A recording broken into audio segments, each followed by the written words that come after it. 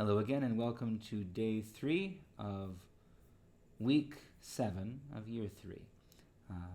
We're continuing our way through the book of Matthew, and today we get to the Sermon on the Mount. This is Matthew chapter 5. So last week we saw the Lord call his first 4 disciples and begin to preach in Galilee. This time we will see what he is saying as he preaches. So this chapter, chapter 5, and chapters 6 and 7 after it comprise what is usually called the Sermon on the Mount. They are entirely made up of a single continuous speech of the Lord. This is one of the major points that distinguishes Matthew from Mark. Mark shows us who Jesus is, but doesn't give us long speeches.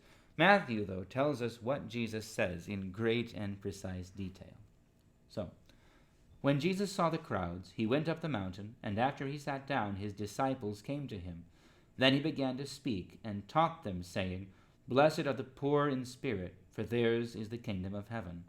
Blessed are those who mourn, for they will be comforted. Blessed are the meek, for they will inherit the earth. Blessed are those who hunger and thirst for righteousness, for they will be filled. Blessed are the merciful, for they will receive mercy. Blessed are the pure in heart, for they will see God. Blessed are the peacemakers, for they will be called children of God. Blessed are those who are persecuted for righteousness' sake, for theirs is the kingdom of heaven. Blessed are you when people revile you and persecute you and utter all kinds of evil against you falsely on my account. Rejoice and be glad, for your reward is great in heaven, for in the same way they persecuted the prophets who were before you. You are the salt of the earth, but if salt has lost its taste, how can its saltiness be restored? It is no longer good for anything, but is thrown out and trampled underfoot. You are the light of the world. A city built on a hill cannot be hid. No one, after lighting a lamp, puts it under the bushel basket, but on the lampstand, and it gives light to all in the house. In the same way, let your light shine before others, so that they may see your good works and give glory to your Father in heaven. Do not think that I have come to abolish the law or the prophets. I have come not to abolish, but to fulfill. For truly I tell you, until heaven and earth pass away, not one letter, not one stroke of a letter will pass from the law until all is accomplished. Therefore, whoever breaks one of the least of these commandments and teaches others to do the same will be called least in the kingdom of heaven. But whoever does them and teaches them will be called great in the kingdom of heaven.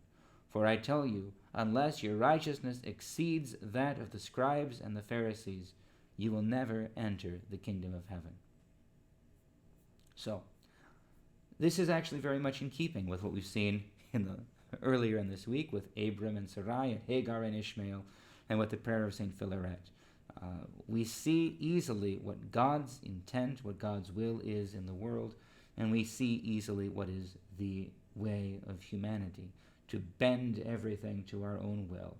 And the world then is full of those who have power, those who have wealth, those who can dominate other wills, and those who are weak, those who are poor, those who are dominated by other wills.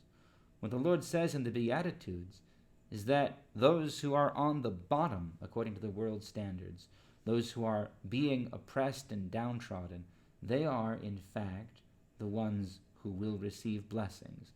When he says, "Blessed are the poor in spirit," he makes very clear that's not just if you're poor, you're blessed, but if you are poor in spirit, if you aren't arrogant, if you aren't resenting, if you aren't complaining, if you aren't planning an overthrow or plotting violence, if you are meek and humble, if you are poor in spirit, if you grieve without being given over to grief, if you hunger and thirst, especially if you hunger and thirst for righteousness. God is showing us the way to be weak, the way to be poor, the way to endure downtroddenness, oppression, and evil imposed upon us in a way that is saving for us. And he tells us, if you do this in a way that is faithful, in a way that is entrusting your entire being to me, then the kingdom of heaven belongs to you, he says. He promises us that if we follow him, if we take up our cross, if we are faithful to him, then he is faithful to us. And the kingdom of heaven belongs to us. We will be comforted. We will inherit the earth. We will be filled. We will receive mercy. We will see God. This is turning everything that human beings think about how the world works on its head. The poor are the ones who are rich. Those who are suffering are the ones who will be blessed. Those who have nothing are the ones who will inherit all. Because the Lord has united himself with those who are poor, who are downtrodden, who are suffering, who have nothing. And he leads us out even of death and into life. So, there's a lot more that can be said. It's not for all that those who are poor in spirit, who are meek, who hunger and thirst, who are low and downtrodden, are blessed if they respond to these things in mercy. That does not mean that it is good for them to be downtrodden or impoverished or mistreated. And woe to those who do the mistreating. It's not possible for those who are rich and mistreating the poor to say, well, they're poor, so now they're blessed, and good for them. So see, I'm really doing them a favor. That evil, that injustice will be called to account.